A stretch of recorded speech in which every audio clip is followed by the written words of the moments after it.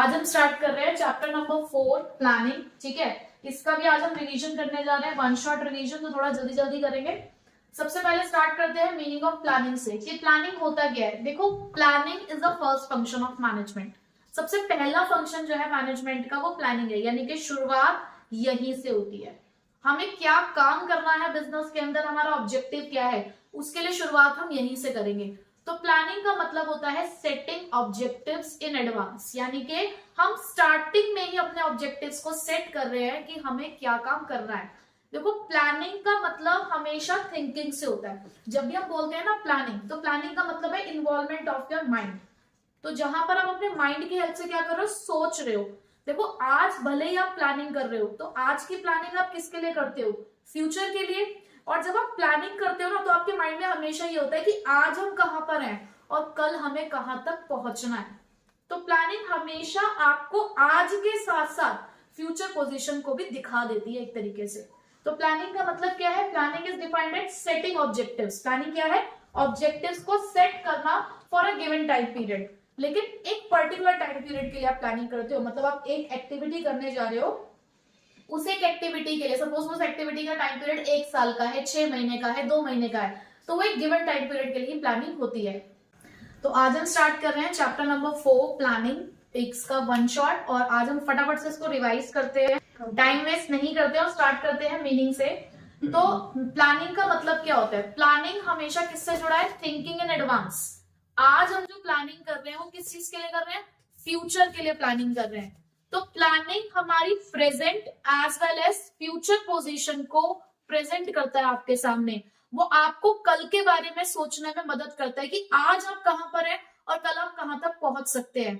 देखो, जैसे कि आप आज क्लास 12th में हो, आपने प्लानिंग करी कि हमें चार्टेड अकाउंटेंट बनना है, हमें सीएस करना है, हमें बीकॉम करनी है, हमें बीबीए करनी है।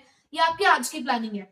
बट कहीं ना कहीं आपके माइंड में ये है कि इसको करने के बाद क्या करना है, इसको करने के बाद की सिचुएशन क्या होगी, वो आपके माइंड में अभी से ही है। तो दैट मीन्स प्लानिंग हमारे लिए क्या कर रहा है, एक ऑब्जेक्टिव सेट कर रहा है, हमें एक डायरेक्शन दे रहा है कि आज आपने जो ये सोचा है कल को आप वहां तक पहुंच जाओगे। कैसे पहुंचोगे, एक रास्ते को तय करके। आपको एक डायरेक्शन दी जा रही है कि इस डायरेक्शन को जब आप फॉलो करोगे तो वहां तक पहुंच जाओगे जो बनने के बारे में आप सोच रहे हो। ठीक है, तो ऑर्गेनाइजेशन में भी ऐसा ही होता है। तो यहाँ पर प्लानिंग क्या है, प्लानिंग इज सेटिंग ऑब्जेक्टिव्स, यानी कि प्लानिंग के अंदर हम लोग क्या करते हैं, ऑब्जेक्टिव्स को सेट करते हैं, बट एक गिवन टाइम पीरियड के लिए। अगर आपने सोचा है कि आपको चार्टेड अकाउंटेंट का कोर्स करना है, आपको सीएस करना है, बीकॉम करना है, बीबीए करना है, तो एक टाइम पीरियड है ना।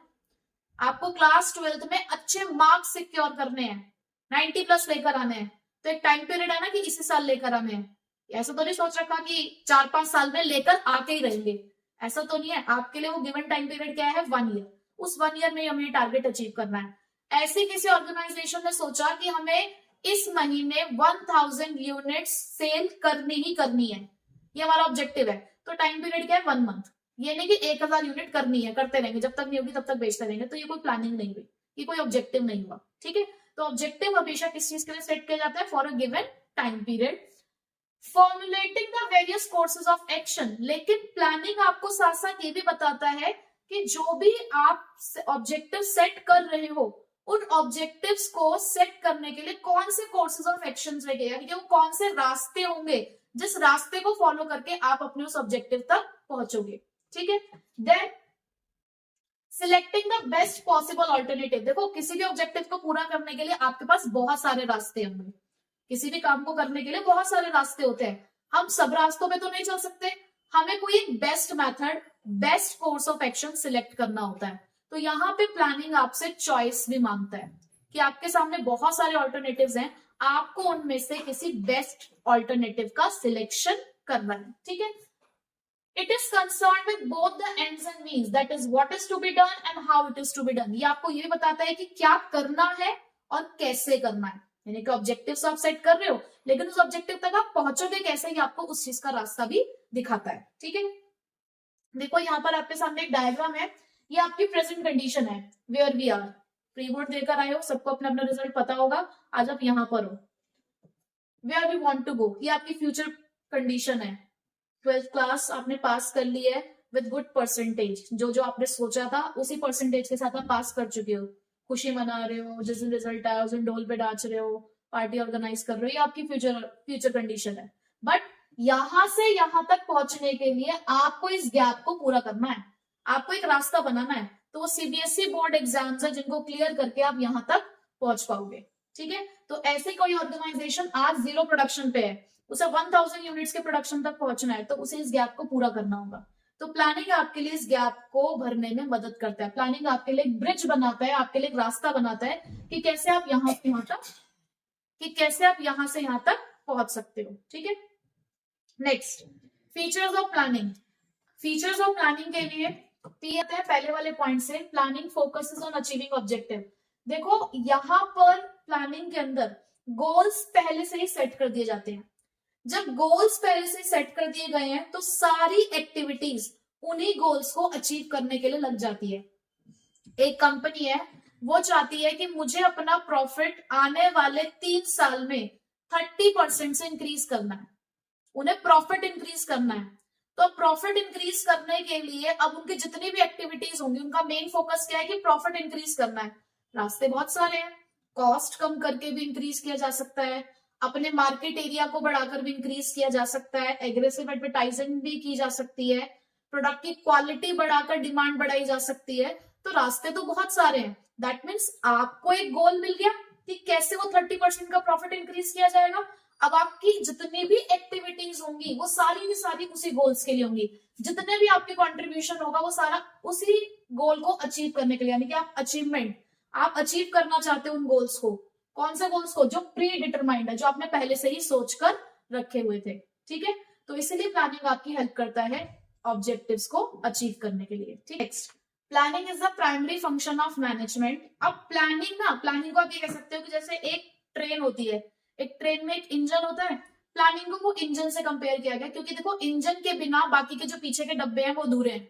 अगर प्लानिंग ही नहीं होगी तो ऑर्गेनाइजिंग नहीं होगी, स्टाफिंग नहीं होगी, डायरेक्टिंग नहीं होगी और कंट्रोलिंग भी नहीं होगा। अगर आपने कुछ प्लान ही नहीं किया तो कौन से रिसोर्सेज अरेंज करोगे, कौन से रिस्पॉन्सिबिलिटी और अथॉरिटी दोगे लोगों को, किस चीज के लिए स्टाफ रखोगे जब तुम्हें पता ही नहीं करना क्या है, क्या कंट्रोल करोगे, किस चीज के लिए इंस्ट्रक्शंस दोगे। ठीक है, तो इसलिए प्लानिंग को बोला गया it is a primary function. Primary function क्यों? पहला फंक्शन है, ये वो इंजन है जो बाकी सारे फंक्शंस को अपने साथ साथ लेकर घूमता है।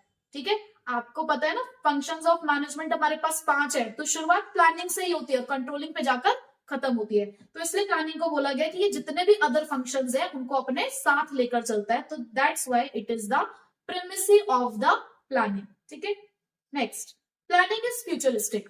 प्लानिंग थिंकिंग इन एडवांस बता तो रहा है कि where we are and where we want to go, आज हम कहां पर और हमें कहां तक जाना है, तो दिखा रहे हैं ना आपको फ्यूचर के बारे में, प्रेजेंट कंडीशन फ्यूचर कंडीशन दिखा तो रहा है।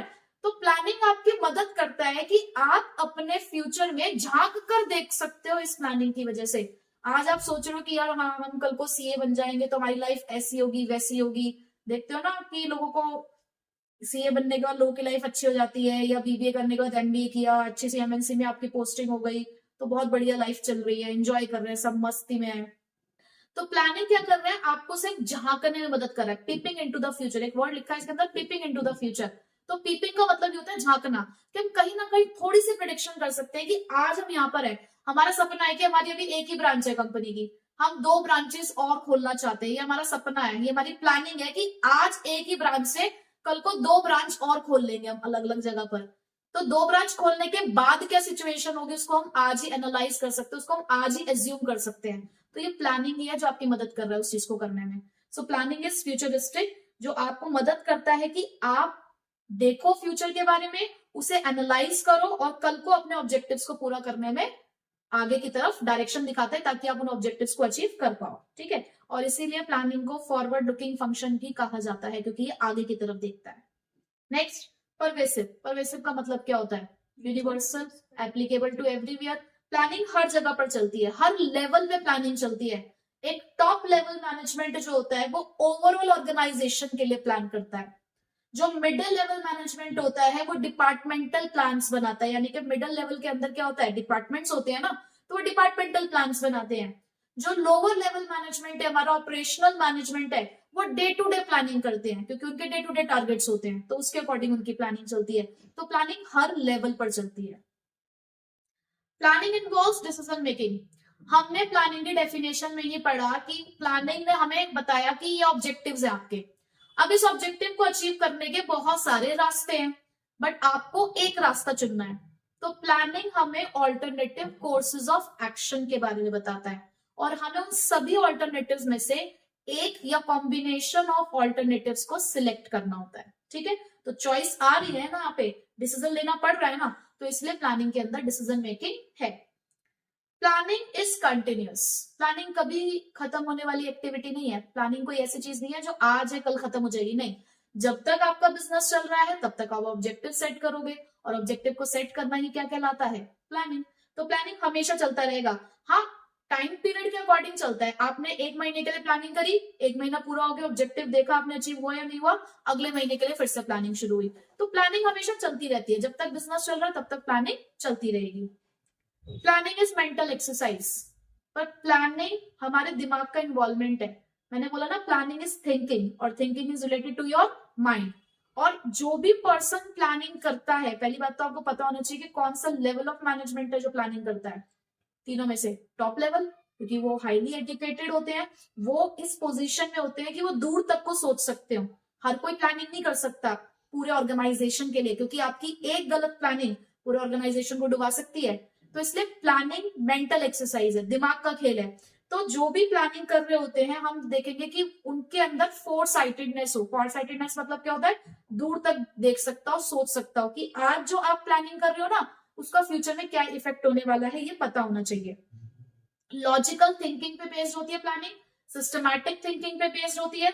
यहाँ पे कोई गेस वर्क नहीं है, सब कुछ लॉजिकली काम होता है, कोई भी गेस वर्क यहाँ पर नहीं चल रहा होता। ठीक, तो ये थे हमारे फीचर्स। अब उसके बाद नेक्स्ट है हमारे पास इंपॉर्टेंस ऑफ प्लानिंग, जिसमें है ड्यू, यानी कि दिल्ली यूनिवर्सिटी के सर को आपको डायरेक्ट मैसेज करना है। कॉलेज में एडमिशन लेना है तो तुम्हारी जान पहचान इतनी है कि तुम दिल्ली यूनिवर्सिटी के सर को डायरेक्ट मैसेज कर रहे हो। ठीक है, तो अब यहाँ पर हमारे पास ये क्या क्या है। सबसे पहला पॉइंट, प्लानिंग प्रोवाइड्स डायरेक्शन। तो ये डी इस डायरेक्शन के लिए ही है। प्लानिंग आपको डायरेक्शन दे रहा है। जब तक कोई ऑब्जेक्टिव ही नहीं होगा तो क्या कोई डायरेक्शन होगी? क्लास 12th में हो या नहीं हो, क्या करना है 12th के बाद? पता ही नहीं है। किसी को पता है, किसी को नहीं पता है। तो जिसको पता है उसको तो डायरेक्शन मिली हुई है। फॉर्म्स निकलने वाले हैं फैब में, हमें वो फॉर्म्स फिल करने हैं। अप्रैल में तो नहीं, मई जून में एग्जाम होने हैं, एग्जाम देके एंट्रेंस क्लियर करना है, क्लियर करके एडमिशन लेना है। उनको उनकी डायरेक्शन मिली हुई है, क्योंकि उनकी प्लानिंग पहले से ही है कि हमें क्या करना है, एग्जाम खत्म होते ही हमें क्या करना है, किस तैयारी में लगना है, उन्हें पता है। लेकिन जिन्होंने अब तक सोचा ही नहीं है कि हमें क्या करना है, कोई डायरेक्शन ही नहीं है, अलग अलग तरीके से काम कर रहे हैं। जो आके बता जाता है उसी की तरफ चल देते हैं, जो आके बता देता है उसी की तरफ चल देते हैं। क्यों? क्योंकि खुद की कोई प्लानिंग नहीं है। तो यहाँ पर भी वो यही कहना चाहते हैं कि प्लानिंग आपको डायरेक्शन देता है। प्लानिंग पूरे ऑर्गेनाइजेशन को एक कॉमन पाथ देता है। हमने सबको बता दिया है 30% से प्रॉफिट इंक्रीज करना है, चाहे तुम सेल्स डिपार्टमेंट के हो, प्रोडक्शन डिपार्टमेंट के हो, मार्केटिंग डिपार्टमेंट के हो, फाइनेंस डिपार्टमेंट के हो, टारगेट वही है।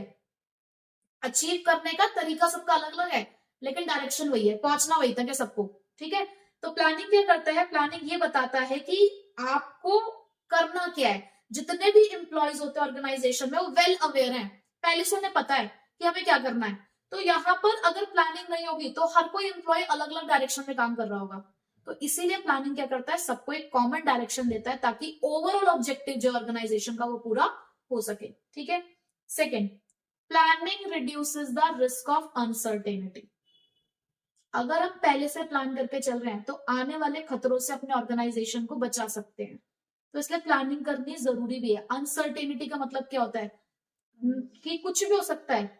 बहुत बढ़िया वर्ड दिया, अनहोनी, अनहोनी बोला ना, कि कुछ भी हो सकता है, हमें नहीं पता कि क्या होने वाला है फ्यूचर में, बट हाँ, हम पहले से प्लान करके उस चीज को एनालाइज कर देते हैं। अब जैसे कि एक हमारा बहुत ही अनप्रिडिक्टेबल एंट्रेंस है और बहुत ही डिफिकल्ट जिसको माना जाता है अच्छे लेवल का एंट्रेंस, हमारा सीए फाउंडेशन। एक बच्चा अगर सिर्फ सीए फाउंडेशन के ऊपर डिपेंड होकर रहे कि यार मुझे तो सीए करनी है तो मैंने सीए फाउंडेशन ही भरा है, इसके अलावा मैंने कुछ करना ही नहीं है। इट्स गुड कि आपके अंदर एक कॉन्फिडेंस है कि आप कर लोगे, बट कुछ भी हो सकता है। तो सिर्फ उस पर डिपेंड मत रहो कि अगर ये नहीं हुआ तो क्या करेंगे। क्या अपने 6 महीने खराब करेंगे? क्योंकि अगला पेपर तो 6 महीने बाद होगा। 6 महीने बाद मतलब आपको जो नेक्स्ट अटेम्प्ट का ऑप्शन मिलेगा तभी दोगे ना। तो तब तक क्या करोगे? तब तक के टाइम पे आप क्या करोगे? तो इट्स बेटर कि आप सीयूईटी भी देके रखो, या अगर किसी और कोर्स में, किसी और प्रोफेशनल कोर्स में अगर आपका थोड़ा सा भी इंटरेस्ट है तो उस कोर्स को भी देखकर रखो। यानी कि एक दो ऑप्शन और साथ में लेकर चलो। क्यों? क्योंकि आप सोच के चल रहे हो, पहले से ही आपने सोच लिया है कि अनसर्टेनिटी है, कल को क्लियर नहीं हुआ तो क्या करेंगे। तो अगर आपने पहले से सोच रखा होगा तो आपके पास दूसरा रास्ता होगा, फटाफट उस पर चल दोगे। ठीक है, तो इसीलिए यहां पर भी ये लोग यही कहते हैं कि प्लानिंग क्या है, आपके अनसर्टेनिटी के रिस्क को कम कर देता है। क्यों? क्योंकि चेंजेस आते हैं ऑर्गेनाइजेशन में। डायनामिक है ना हमारा बिजनेस एनवायरनमेंट, हम पढ़ चुके हैं अभी बिजनेस एनवायरनमेंट कैसा होता है, डायनामिक है। कल को क्या आ जाए हमें नहीं पता, तो इसलिए पहले से प्लान करके हम उस रिस्क को खत्म तो नहीं कर सकते लेकिन कम जरूर कर सकते हैं। ठीक है, planning reduces the overlapping and wasteful activities. Overlapping and wasteful activities, overlapping का मतलब क्या होता है? ओवरलैपिंग, एक का काम दूसरे के काम के आगे टांग अड़ाना जिसे कह सकते हो। अब और वेस्टफुल एक्टिविटीज मतलब कि जो एक्टिविटी नहीं भी करनी थी वो करो। वेस्टफुल एक्टिविटीज का मतलब क्या है कि बिना मतलब की एक्टिविटी जिसकी जरूरत भी नहीं थी। क्यों हुआ ऐसा? प्लानिंग नहीं थी। अगर यही चीज पहले से ही सेट कर दी गई कि देखो ये डिपार्टमेंट तुम ये वाला काम करोगे, हर डिपार्टमेंट को अपने अपने काम सौंप दिए गए, उनके लिए पहले से प्लानिंग हो चुकी है कि हर डिपार्टमेंट क्या क्या करेगा, तो सब उसी के अकॉर्डिंग काम करेंगे ना। तो क्योंकि प्लानिंग के अंदर क्लैरिटी होती है थॉट्स में कि क्या करना है, एक्शन में क्लैरिटी है, तो काम उसी की तरीके से होता है क्योंकि हमने पहले से ही एडवांस में सबको सबके ऑब्जेक्टिव्स बता दिए हैं। तो उसकी वजह से क्या होता है कि कोई भी अगर इनएफिशिएंसीज आ रही हैं तो उन्हें पहले ही डिटेक्ट करके हम करेक्टिव एक्शन ले लेते हैं ताकि वो गलतियां आगे तक ना जाए। तो जितने भी यूजलेस और रिडेंडेंट एक्टिविटीज होती है, रिडेंडेंट मतलब वही वेस्टफुल एक्टिविटीज होती है, उनको मिनिमाइज किया जाता है या एलिमिनेट किया जाता है। ठीक है, next, planning promotes innovative ideas. Innovative मतलब न्यू आइडियाज, इन्वेंशंस। देखो प्लानिंग के अंदर हमने बोला ना कि it is related to mental exercise, thinking है, जहां पर आपको दूर तक सोचना है कि इसका क्या कॉन्सिक्वेंसेस हो सकते हैं आपकी प्लानिंग के। तो प्लानिंग के अंदर इनोवेटिव आइडियाज को प्रमोट किया जाता है और ये एक चैलेंजिंग एक्टिविटी है। क्यों? क्योंकि ये फ्यूचर एक्शंस को गाइड करती है और अगर अच्छी प्लानिंग की होगी तो वो आपके बिजनेस की प्रोस्पेरिटी के लिए भी अच्छा होगा, आपका बिजनेस जो होगा वो आगे तक फलेगा फूलेगा। ठीक है, नेक्स्ट है प्लानिंग फैसिलिटेट्स डिसीजन मेकिंग। अभी हमने एक पॉइंट पढ़ा ना फीचर्स में, प्लानिंग इन्वॉल्व्स डिसीजन मेकिंग। जो आपने वहां याद किया है आप बिल्कुल सेम यहाँ पर लिख सकते हो क्योंकि दोनों का मतलब सेम है। वहां वो क्या कहते हैं कि प्लानिंग के अंदर डिसीजन मेकिंग होती है और यहाँ ये क्या कह रहे हैं कि प्लानिंग मदद करता है डिसीजन लेने में। तो बात तो सेम ही हुई ना। यहाँ पर हम क्यों कहते हैं कि डिसीजन में मदद कर रहा है? क्योंकि यहाँ पर हम जब प्रिडिक्ट करते हैं, टारगेट सेट करते हैं, प्रिडिक्ट करते हैं, तो उस टारगेट को अचीव करने के लिए हमारे पास बहुत सारे कोर्सेज ऑफ एक्शन होते हैं। अब हमें क्या करना होता है? इवेल्युएट करना है कि कौन सा हमारे लिए सही है, कौन सा अल्टरनेटिव हमारे लिए बेस्ट है। उसमें से बेस्ट को सिलेक्ट करके हम उसी के ऊपर काम करना शुरू कर देते हैं। तो हमने यहाँ पे चॉइस करी तो इसलिए हमने यहाँ पर डिसीजन लिया, तो इसलिए प्लानिंग हमारे डिसीजन लेने में हेल्प करता है। Next, planning establishes standard for controlling. Controlling function के अंदर आप क्या करते हो? अपनी एक्चुअल परफॉर्मेंस को स्टैंडर्ड परफॉर्मेंस से कंपेयर। अगर स्टैंडर्ड ही सेट नहीं किया होगा तो कंपैरिजन किससे करोगे? तो जब कोई प्लान ही नहीं होगा तो कंट्रोलिंग कैसे होगी? तो यहां पर प्लानिंग उस कंट्रोलिंग के लिए स्टैंडर्ड सेट कर रहा है कि आप कैसे कंपेयर करोगे, आपको कैसे पता लगेगा कि आपकी बिजनेस की परफॉर्मेंस कैसी रही, आपने अपने बिजनेस की परफॉर्मेंस को कहां सेट किया था और आप कहां तक पहुंच चुके हो, उसका कंपैरिजन कंट्रोलिंग में आके तो पता चलता है। तो प्लानिंग कंट्रोलिंग को वो स्टैंडर्ड्स देता है जिसके अगेंस्ट आप मेजर कर सकते हो अपने बिजनेस की परफॉर्मेंस को। ठीक है, तो ये हमारे 6 इंपॉर्टेंस थी प्लानिंग की। लिमिटेशन ऑफ प्लानिंग के अंदर अब हमारे पास है एनसीईआरटी सीडी। अब देखो जरा इसके अंदर पहला पॉइंट है लिमिटेशन के अंदर, planning leads to rigidity. Rigidity का मतलब क्या होता है? स्ट्रिक्ट कह सकते हो। रिजिड का मतलब क्या होता है? रिजिड मतलब जिसे आप आसानी से बदल ना सको। तो प्लानिंग रिजिडिटी की तरफ जाती है। क्यों प्लानिंग को रिजिड कहा गया है? क्योंकि यहाँ पर जो मैनेजर्स हैं जब वो प्लान करते हैं तो एक बार प्लानिंग करने में भाई उन्होंने बहुत ज्यादा समय लिया है, और एक बार प्लानिंग करने के बाद उसे बदलना पॉसिबल भी थोड़ा सा कम होता है और इकोनॉमिकल भी नहीं है, क्योंकि टाइम भी बहुत ज्यादा गया होगा हमारा, हमारे एफर्ट्स भी लगे होंगे, और कहीं ना कहीं पैसा भी खर्च होता है प्लानिंग करते टाइम। ठीक है, तो यहाँ पर एक रिजिडिटी है कि आपने मैनेजर्स ने अगर एक बार प्लान बना दिया है तो आप उसे बदल नहीं सकते, आप उसको चेंज नहीं कर सकते। तो इसलिए प्लानिंग को बोला गया कि आप प्लानिंग को रिजिडली फॉलो करते हो।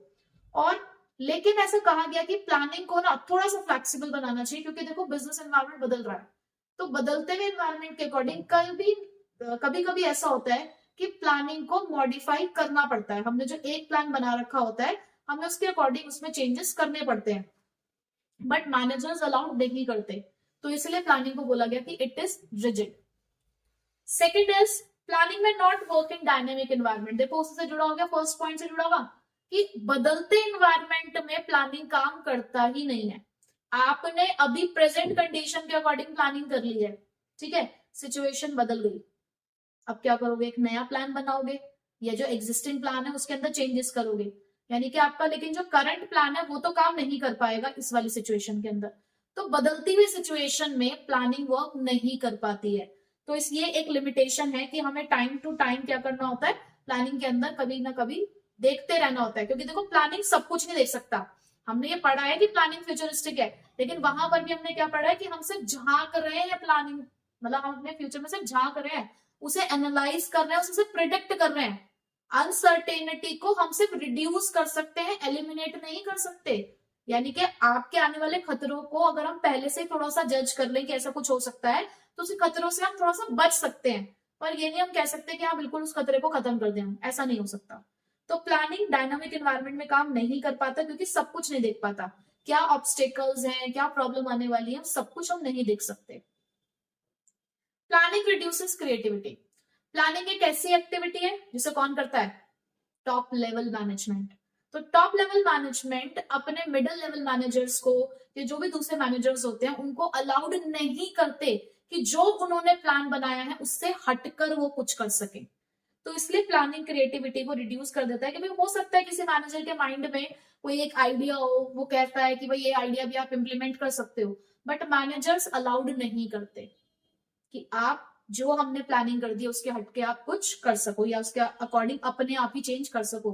पूरे ओवरऑल भाई टॉप लेवल मैनेजमेंट ने एक बार प्लान बना दिया, रेस्ट ऑफ द मैनेजमेंट को जस्ट उसको फॉलो करना है। ठीक है, planning involves huge cost. Yes, एक बार जो आप प्लान बनाते हो उसमें पैसा लगता है, तो आपको हमेशा ये चेक कर लेना चाहिए कि किसी भी प्लान को बनाने के लिए जो आपने खर्चा किया, जो आपकी कॉस्ट थी, और उसी प्लान से आपको जो बेनिफिट्स मिलने वाले हैं, दोनों में कितनी मैचिंग है। अगर कॉस्ट ज्यादा है और बेनिफिट्स कम है, इसका मतलब प्लान यहीं पे रोक दो। अगर कॉस्ट बराबर आ रही है तो भी रोक दो। हाँ, अगर बेनिफिट ज्यादा मिल रहा है, कॉस्ट कम है प्लान को ड्रॉप करने में, तो आप उस प्लान के साथ आगे बढ़ सकते हो। ठीक है, तो आपको हमेशा ये चेक कर लेना चाहिए कि उस प्लान से आपको क्या क्या बेनिफिट्स हो सकते हैं। और बहुत सारे ऐसे इंसिडेंटल कॉस्ट जुड़ी है प्लानिंग में, जहां पर आप बोर्ड मीटिंग जब अरेंज करते हो तो आपको पैसा खर्च करना पड़ता है, डिस्कशन होता है प्रोफेशनल एक्सपर्ट्स के साथ, तो जब आप उन्हें बुलाते हो तो वो अपनी फी चार्ज करते हैं आपसे। कुछ प्रीलिमिनरी इन्वेस्टिगेशन होती है to check the viability of the plan. Viability मतलब होता है ड्यूरेशन, कितने लंबे समय तक ये प्लान चल पाएगा, टिक पाएगा, आप इस प्लान को कब तक चला पाओगे, उसकी वायबिलिटी को चेक करने के लिए भी हमें कुछ इन्वेस्टिगेशन करनी होती है, जिससे पैसा खर्च होता है। तो इसलिए प्लानिंग के अंदर बहुत कॉस्ट इन्वॉल्व है, ये भी इसकी एक लिमिटेशन है। प्लानिंग इज टाइम कंज्यूमिंग, समय लगता है। भाई आप एक ऐसा प्लान बनाने जा रहे हो जो पूरे ऑर्गेनाइजेशन के लिए जुड़ा है। आज भी जो आप प्लान कर रहे हो अपने फ्यूचर के लिए, उसमें आपका फ्यूचर टिका हुआ है, आपका करियर टिका हुआ है। एक आपकी यहाँ की गलती आपके फ्यूचर को बिगाड़ सकती है।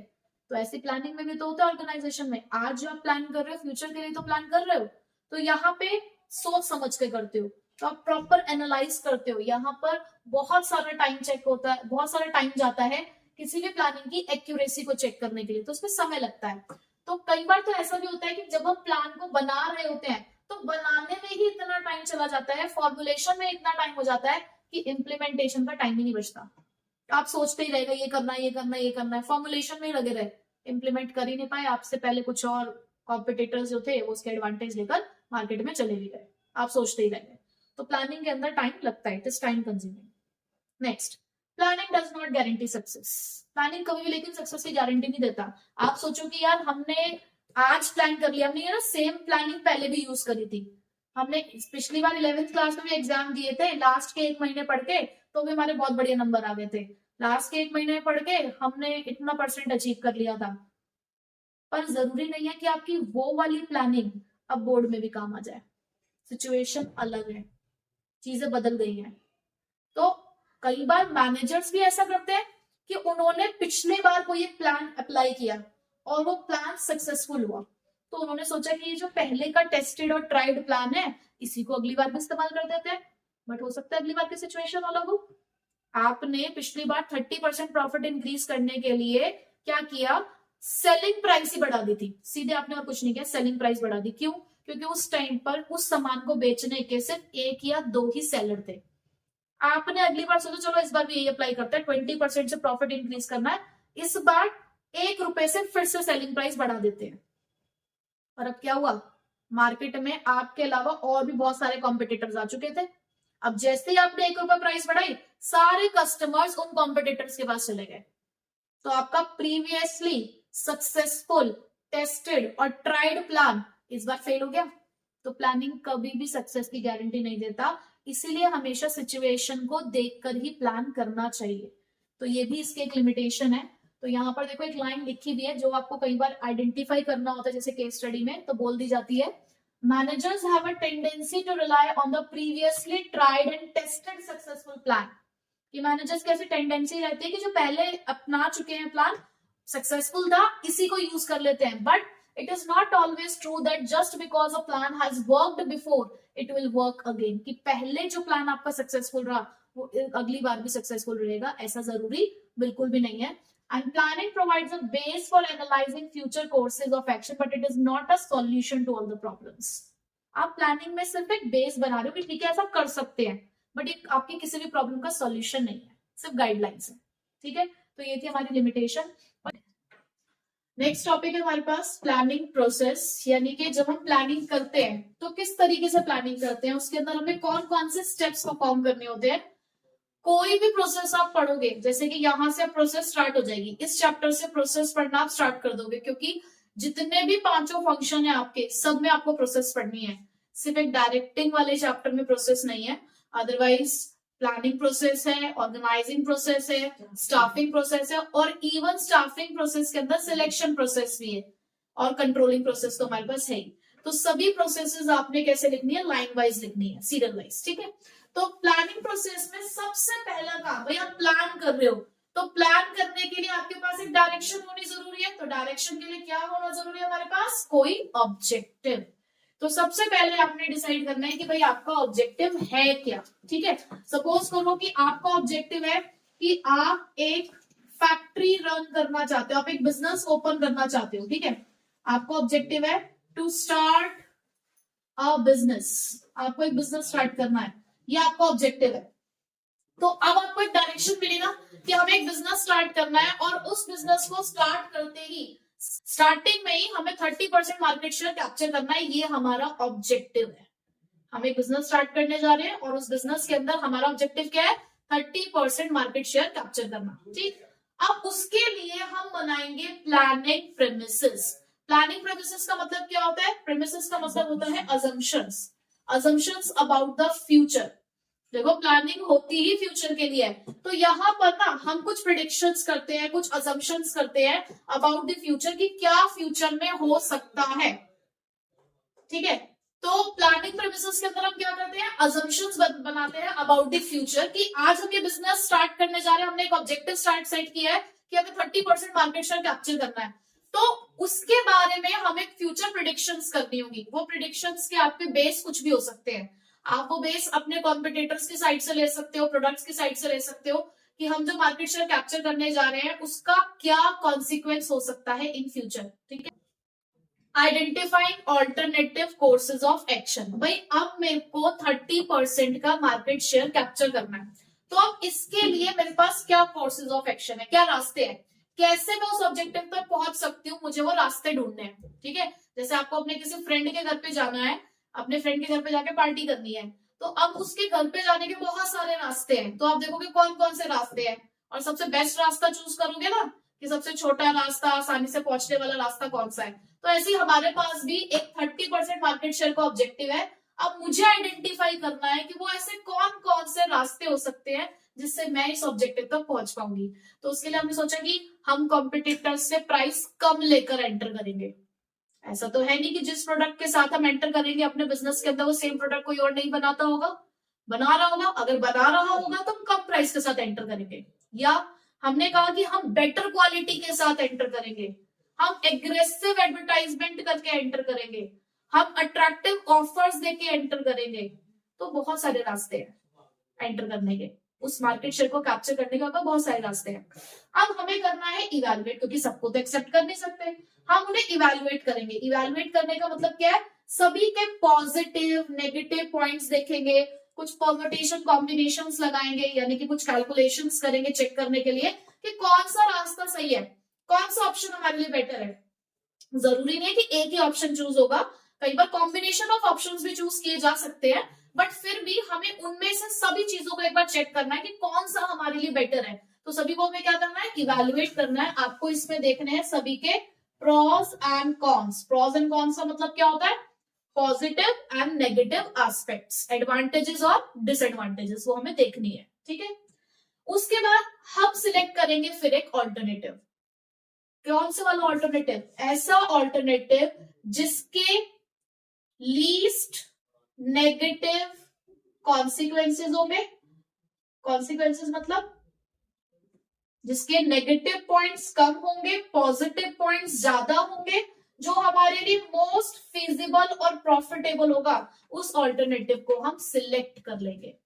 कौन से वाले को सिलेक्ट करेंगे, जिसके लीस्ट नेगेटिव कॉन्सिक्वेंसेस होंगे, जो ज्यादा प्रॉफिटेबल हमें लग रहा होगा, जो मोस्ट फिजिबल मतलब मोस्ट सुटेबल हमें लग रहा होगा ऑल्टरनेटिव, वो हम यहाँ पर सिलेक्ट कर लेंगे। This is the real point of decision making. Actual में यही आकर हम डिसीजन ले रहे हैं। हमने प्लानिंग के फीचर में भी पढ़ा, इंपॉर्टेंस में भी पढ़ा, that planning facilitates decision making, planning involves decision making. तो देखो आपको दिख गया ना कि प्लानिंग के अंदर डिसीजन मेकिंग है। अब जब आपने सिलेक्शन कर लिया है तो अब आप करेंगे प्लान को इम्प्लीमेंट। अब आपको उसके ऊपर काम करना है। मैंने डिसाइड कर लिया कि मैं कम प्राइस के साथ मार्केट में एंटर करूंगी अपने प्रोडक्ट के लिए, तभी मुझे 30% मार्केट शेयर मिलेगा। तो उसके लिए मैंने क्या किया, कॉस्ट को कम करना शुरू किया। स्टार्टिंग से ही कॉस्ट ऑफ प्रोडक्शन में ध्यान दिया कि कॉस्ट कम रहेगी तभी तो सेलिंग प्राइस कम रहेगी। तो इसलिए हमने उस पर फोकस करते हुए अपने 30% मार्केट शेयर को अचीव करने के लिए प्लान को इम्प्लीमेंट यानी कि लगा दिया काम पे। उसके बाद फॉलो अप। फॉलो अप का मतलब क्या है, ये नहीं कि सिर्फ प्लान पे इम्प्लीमेंटेशन हो गया है उसको चेक नहीं करना। तो फॉलो अप एक्शन के अंदर हम क्या करते हैं, मॉनिटर करते हैं कि जो हमने यहाँ पे प्लान इम्प्लीमेंट किया है उसके अकॉर्डिंग काम चलेगा भी या नहीं चलेगा, चल रहा है या नहीं चल रहा है। जैसे कि कई बार क्या होती है कि कोई मशीन खराब होती है, मशीन की कोई प्रॉब्लम है, उसकी वजह से काम रुक रहा है या प्लान ढंग से काम नहीं कर रहा है, तो मशीन को चेंज करना पड़ेगा या रिपेयरिंग करानी पड़ेगी, लेबर्स की प्रॉब्लम चल रही है, रॉ मटेरियल की प्रॉब्लम चल रही है, तो हमें वो चेक भी करना है। तो फॉलो अप का मतलब क्या है, टाइम टू टाइम मॉनिटरिंग करनी है। और देखो जैसे कि इम्प्लीमेंटिंग द प्लान का मतलब होता है putting the plan into action, वहीं पे putting the plan into action, वहीं पे फॉलो अप का मतलब क्या होता है, मॉनिटरिंग द प्लान, कि आपको उसको मॉनिटर करना है, कंट्रोल करना है। ठीक, अगर कोई दिक्कत है तो उसको ठीक करना है ताकि वो दिक्कत आगे तक ना जाए। ठीक है, तो ये हमारी प्रोसेस थी पूरी, जिसमें ऑब्जेक्टिव सेट करने से लेकर उसके फॉलो अप तक का सफर था। ठीक है, टाइप्स ऑफ प्लान हमारे पास दो तरीके के प्लान हैं, सिंगल यूज और स्टैंडिंग यूज। देखो नेम ही प्लान का काम बता रहा है। सिंगल यूज प्लान्स का मतलब क्या है, ऐसे प्लान्स जो एक बार इस्तेमाल हो जाने के बाद दोबारा इस्तेमाल नहीं किए जाते, यानी कि जो हम एक ही बार डिसाइड करते हैं, उसके बाद हमें नई सिचुएशन के अकॉर्डिंग नया प्लान बनाना पड़ेगा। लेकिन स्टैंडिंग यूज प्लान क्या होते हैं, जो बार बार इस्तेमाल किए जा सकते हैं, यानी कि जो हमने एक बार बना दिया तो आगे तक के लिए वो चलता रहेगा। Single use plan particular situation के लिए बनाया जाता है, यानी कि सिचुएशन को देखकर बनाया जाता है। आप ये कह सकते हैं कि वो सिचुएशन बेस्ड प्लान्स होते हैं। लेकिन स्टैंडिंग यूज प्लान एक जनरल प्लान होते हैं जो पूरे ऑर्गेनाइजेशन के लिए हर बार सेम इस्तेमाल किए जा सकते हैं, ठीक है। तो ये रिपीट नहीं होते हैं, ये रेकरिंग होते हैं, यानी कि इसको आप रिपीट कर सकते हो ईयर आफ्टर ईयर। क्योंकि सिंगल यूज प्लान सब लिमिटेड टाइम पीरियड के लिए होते हैं, तो आप ये कह सकते हो कि इनका स्कोप भी नैरो होता है और स्टैंडिंग यूज का जो स्कोप होता है वो वाइडर होता है। अब ऐसे कौन से प्लान है जो सिंगल यूज होते हैं? तो हमारे पास ये दो प्लान है जो सिंगल यूज है, प्रोग्राम एंड बजट। और स्टैंडिंग यूज के अंदर पॉलिसीज, मेथड, प्रोसीजर, रूल्स, ये आप बार बार इस्तेमाल कर सकते हो। अभी इनको हम डिटेल में पढ़ेंगे। और ऐसे कौन से प्लान हैं जो ना तो सिंगल यूज है ना ही स्टैंडिंग यूज है? ऑब्जेक्टिव और स्ट्रैटेजी, ठीक है। तो सबसे पहले हम ऑब्जेक्टिव और स्ट्रैटेजी को ही पढ़ेंगे। तो ऑब्जेक्टिव्स क्या होते हैं? ऑब्जेक्टिव्स वो एंड पॉइंट्स हैं जिसको हर एक मैनेजर अचीव करने की कोशिश करता है। हर एक मैनेजर जिस ऑब्जेक्टिव तक, जिस लास्ट पॉइंट तक पहुंचना चाहता है, वो हमारे ऑब्जेक्टिव्स हैं। ऑब्जेक्टिव्स को डिसाइड कौन करता है? Top level management. ऑब्जेक्टिव बताते हैं फ्यूचर स्टेट ऑफ अफेयर्स, यानी कि इन फ्यूचर आप अपनी क्या बिजनेस एक्टिविटी करने वाले हो, वो ऑब्जेक्टिव बताता है, ठीक है। ऑब्जेक्टिव हमेशा न्यूमेरिकली एक्सप्रेस्ड होने चाहिए, यानी कि क्वांटिटेटिव फॉर्म में होना चाहिए। कहना कि हमें अपनी सेल्स बढ़ानी है, ये कोई ऑब्जेक्टिव नहीं है। हमें अपनी सेल्स 20% से बढ़ानी है, ये एक ऑब्जेक्टिव है। हमें बहुत सारे यूनिट्स प्रोड्यूस करने हैं, हमें बहुत अच्छा प्रोडक्शन करना है, ये कोई ऑब्जेक्टिव नहीं है। हमें इस मंथ 10,000 यूनिट्स का प्रोडक्शन करना है, ये एक ऑब्जेक्टिव है, ठीक है। ऑब्जेक्टिव्स गाइडलाइंस हैं, आपको गाइड करता है ऑब्जेक्टिव कि आपको किस डायरेक्शन में जाकर काम करना है। ऑब्जेक्टिव होता है तो हमें डायरेक्शन मिलती है कि हाँ इस तरीके से हमें ऑर्गेनाइजेशन के अंदर काम करना है, ठीक है। उसके बाद नेक्स्ट है स्ट्रैटेजी। देखो स्ट्रैटेजी को बोला गया कि ये हमारे लिए डायरेक्शन है इन द लॉन्ग रन। हमें यहाँ पर डायरेक्शन मिली, हमें यहाँ पे ऑब्जेक्टिव मिला कि क्या करना है, उसे कैसे करना है ये स्ट्रैटेजी बताएगा।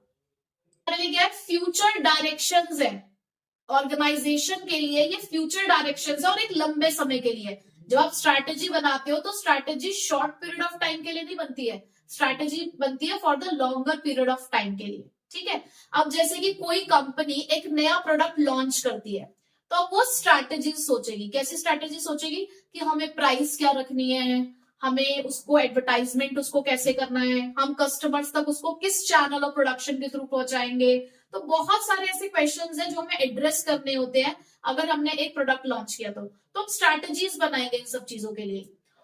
बट जब भी आप स्ट्रैटेजी बनाएं तो आपको बिजनेस इन्वायरमेंट को कंसिडर करना है, क्योंकि बिजनेस इन्वायरमेंट बदलता रहता है, तो आपको स्ट्रैटेजी उसी के अकॉर्डिंग डिजाइन करनी है।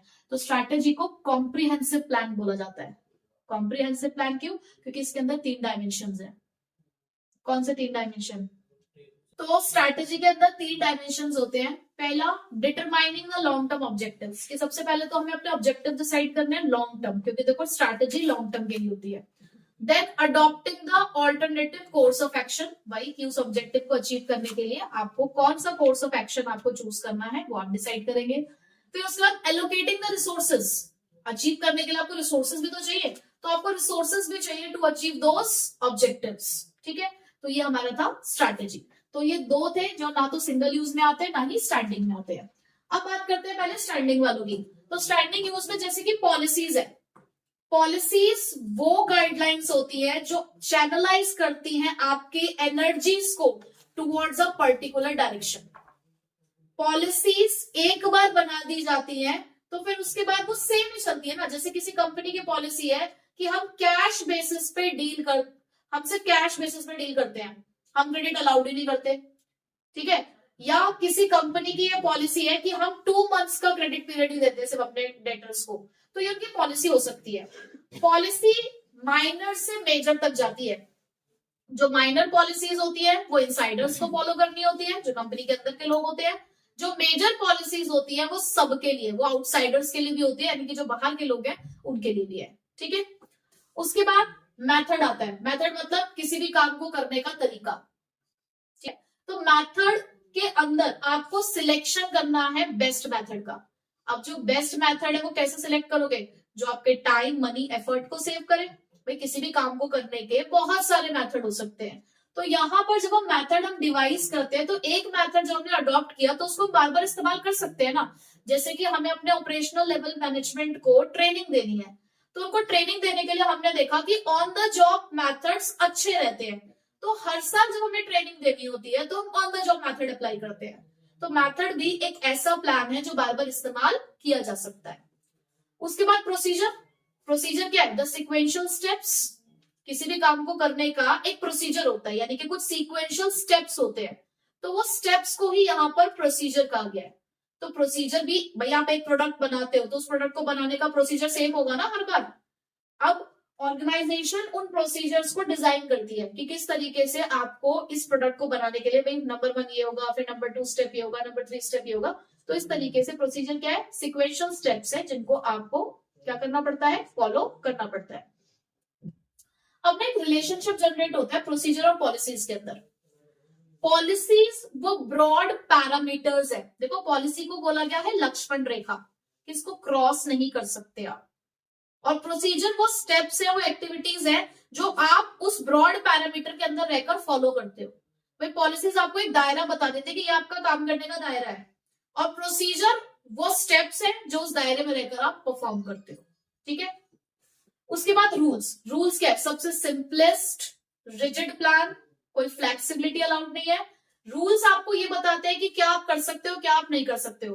What is to be done, what is not to be done, ये आपको बता देता है। इसमें कोई फ्लेक्सिबिलिटी, आप रूल्स को चेंज नहीं कर सकते, रिजिड होते हैं, कोई फ्लेक्सिबिलिटी नहीं है। अगर कोई रूल को तोड़ता है तो पेनल्टीज है, पेनल्टीज है, पनिशमेंट्स है। जैसे कोई एग्जाम्पल रूल का, smoking is prohibited. Smoking is prohibited in office premises, यानी कि यहां आओगे तो ये सब काम नहीं करना है, आओ काम करो जाओ। उसके बाद programme. Programme is the combination of all the plans. Programme के अंदर सारे के सारे प्लान्स आ जाते हैं। जैसे कि एक शॉपिंग मॉल को आप कंस्ट्रक्ट कर रहे हो तो उसके अंदर एक ऑब्जेक्टिव भी होगा, स्ट्रैटेजीज भी होगी, कोई प्रोसीजर भी होगा, पॉलिसीज भी बनी होगी, रूल भी होगा, बजट भी होगा। ये नहीं कि प्रोग्राम के अंदर सिर्फ यही वाले प्लान्स आएंगे, ये वाले भी आएंगे जो कुछ नहीं है ना, तो सिंगल यूज है ना स्टैंडिंग यूज है। तो प्रोग्राम तो क्या है? Combination of all the programme, all the plans, combination of all the plans. और प्रोग्राम की ना एक खास बात है कि ये माइन्यूटेस्ट डिटेल्स को भी निकाल के लेकर आते हैं, लेकिन छोटी से छोटी चीजें भी आपको प्रोग्राम के अंदर डिटेल में लिखनी पड़ती है। ठीक है। उसके बाद लास्ट है हमारे पास बजट। बजट एक न्यूमेरिकल स्टेटमेंट है of a period of time. Budget का मतलब क्या है? यहाँ पर भी हम फ्यूचर की प्लानिंग करते हैं ना। आप कोई फंक्शन ऑर्गेनाइज कर रहे हो, जैसे किसी घर में कोई शादी है तो शादी के लिए बजट बनता है ना कि इतना पैसा यहां से आएगा और इतना पैसा यहां से जाएगा। सिर्फ एक एस्टिमेशन होता है, लेकिन ये भी क्योंकि फ्यूचर के बारे में हमें नहीं पता ना कि एक्चुअल क्या होगा। हम सिर्फ यहाँ पे प्रिडिक्शन करते हैं based on our past events. Past events को देखते हुए हम जस्ट एक एस्टिमेशन कर रहे हैं फ्यूचर के बारे में कि ऐसा हो सकता है। तो बहुत सारे तरीके के बजट्स बनाए जाते हैं, सेल्स बजट, कैश बजट, ठीक है, परचेज बजट, बहुत सारे बजट्स बनते हैं। तो कैसे बनते हैं ये बजट? पास्ट एक्टिविटीज को देखकर फ्यूचर के लिए, लेकिन हमेशा ये कैसी स्टेटमेंट होनी चाहिए? Numerical statement. ठीक है। एक क्वेश्चन अराइज होता है कि बजट क्यों प्लानिंग के अंदर आता है? क्योंकि बजट हमेशा फ्यूचर के लिए बनाया जाता है। भाई हाँ, यहाँ पर बजट में भी हम थिंकिंग इन एडवांस कर रहे हैं ना। बजट आज बन रहा है किसके लिए? आगे आने वाले टाइम के लिए। तो क्योंकि बजट भी आगे जाता है, आगे की चीजों को सोचता है, आगे के बारे में बताता है, तो इसीलिए बजट प्लानिंग का पार्ट है। बजट को बोला गया कि बजट एक कंट्रोल डिवाइस भी है। कैसे? भाई देखो, आपने सपोज करो अपने घर में फंक्शन के लिए बजट बनाया, तो आपके सामने एक लिस्ट है। आपने देखा कि आपकी जो एक्टिविटीज चल रही है उस बजट को क्रॉस कर रही है, तो आप क्या करना शुरू कर दोगे? अपना हाथ रोकना शुरू कर दोगे। लाइकवाइज किसी कंपनी ने परचेज बजट बना रखा है, अब उसने देखा कि यार सामान तो ज्यादा खरीदा जा रहा है, जितना हमने सोचा था उससे ज्यादा रॉ मटेरियल आ रहा है, तो हम क्या करेंगे? अपना को कंट्रोल करना शुरू करेंगे। तो इसीलिए यहाँ पर कहा गया कि जो बजट है वो एक कंट्रोल डिवाइस की तरह भी काम करता है। ठीक है। तो ये थे हमारे सारे टाइप्स ऑफ प्लान्स, और इसी के साथ प्लानिंग चैप्टर खत्म।